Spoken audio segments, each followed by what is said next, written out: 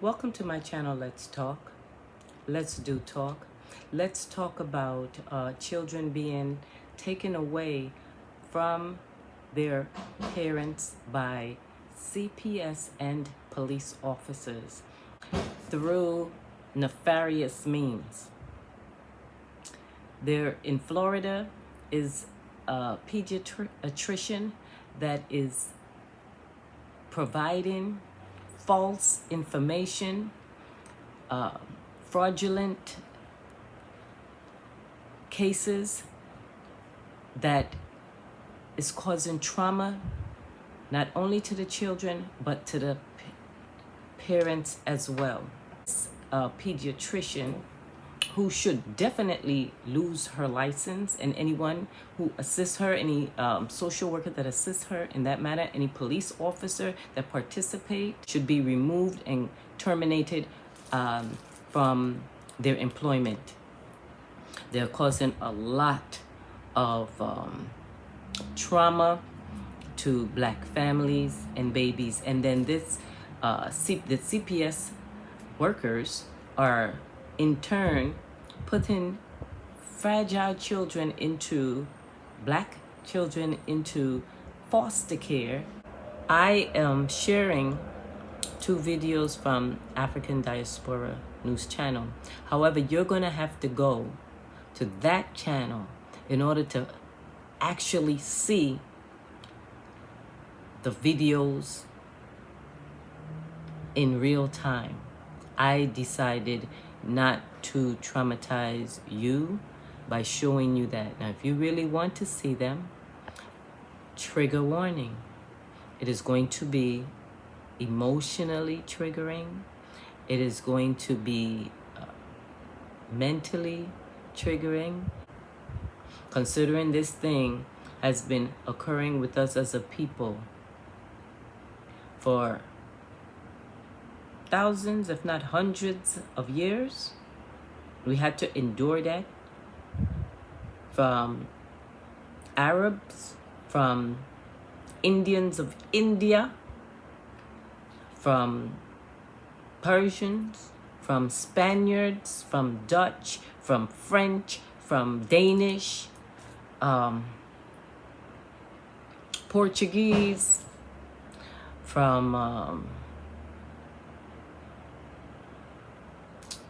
various European countries. It's just so much. Germans, did I say that? To name.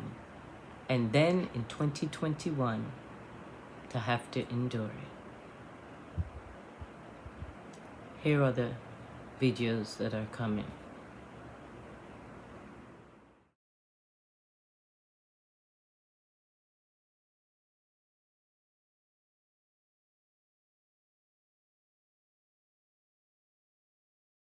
Because I could not imagine somebody taking not one of my babies, but 2 of my babies within a 6-month period. Now, that happened because she, was flagged in the system when she got pregnant. When I say flagged, CPS got a warning or signal or something saying that she was pregnant and that they needed to, check on that baby as well. But not only did they check on her baby, they took the baby. The baby is in protective custody away from her parents. And so I want to say this, we've heard a lot about them, white supremacy, doing this to our ancestors in slavery, snatching children away from parents as if it was nothing. And here we are in 2021, and the same thing is happening.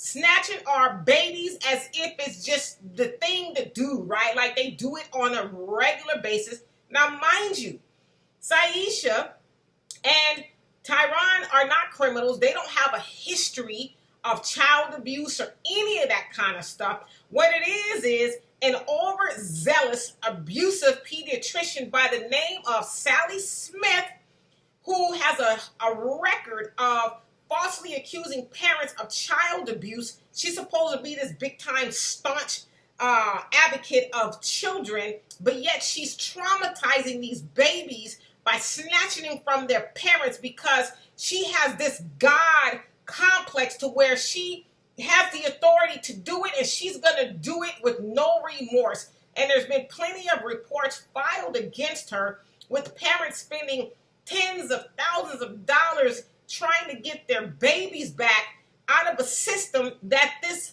monster, because I want to call her something else, but I'm not, this monster put into the system.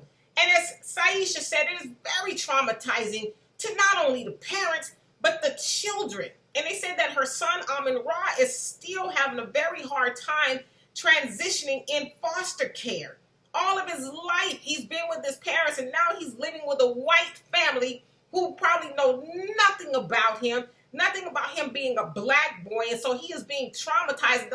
What's more abusive than taking somebody's babies unjustly from them?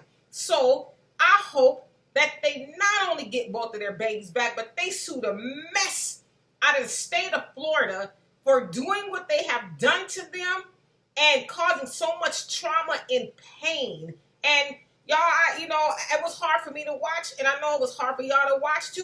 We hear about them doing that all day long to black people. So let's get up off our asses, black people, and get together and figure out how we are going to save us from them.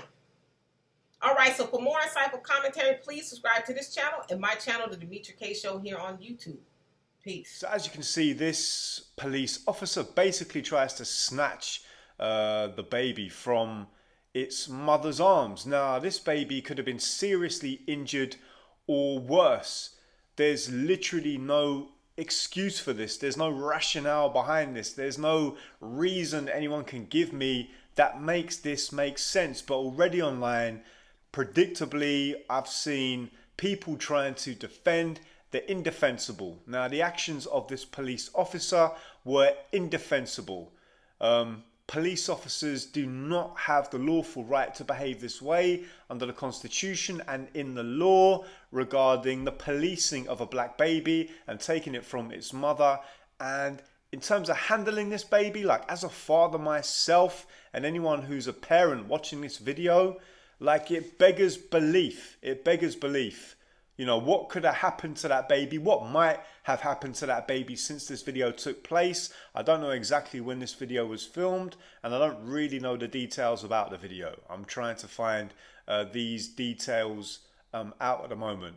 Now, this video, like I say, was posted by Tariq Nasheed, and I want to read you the tweet from Tariq. Tariq says, "There are multiple videos from around the country showing race soldiers and CPS workers snatching up black babies from their parents. The parents have to go through red tape to try to get their children back. This is the exact same thing they did during slavery." Let me say that last sentence again. This is the exact same thing they did during slavery. And of course, Tariq is exactly right. Now, you know, the wholesale abuse of black men, black women and black babies legalized at the hands of the state through different layers of bureaucracy is an ongoing and continuing system. And actually, I can tell you, we see this system also have ramifications, and we see this system present also in the UK and also throughout Europe and also throughout South America and everywhere in the world. This is a global system. Now, for those who defend the indefensible, you've got the usual Blue Lives Matter, All Lives Matter brigade and crowd chiming in with this. You know, the first distinction we can make here is that blue is a choice, blue is a uniform, black is a skin color, black is an experience. You choose to be a police officer, you don't choose to be black. Now, and we all know this is the reality, this baby would not have been treated this way if the baby was not black. You can't find me examples, you can't show me the system which treats other communities in this manner. Black lives are treated as less than human, indispensable, and these police officers police black people as they see fit under the guise of the law. And this is the reason all of these calls to defund, reform, get rid of abolish, some radical action needed towards the police. And the situation is so bad that we now even see human rights experts and inspectors from the United Nations have traveled, are traveling, will travel to the United States to examine the systemic anti-black racism which is obviously present in the United States. The whole world knows this to be the case, especially since George Floyd, but the global focus was already on the United States. And of course the United States is busy talking about human rights elsewhere. In the news they're talking about human rights in Afghanistan, things that does need to happen systemically, and I don't know if it ever will, but one of the things which needs to happen is these police officers need to face the full brunt of the law. The law at a state level, but under the Constitution, needs to be implemented. These people need to be accountable to the law. They need to be punished. They need to be jailed. They need to be jailed for proper terms. They need to be jailed swiftly. They need to lose their pensions. They need to lose their money. They need to lose their ability to work ever again. And there needs to be a shockwave of a message sent through that system to de-incentivize, to demotivate these people from acting how they act.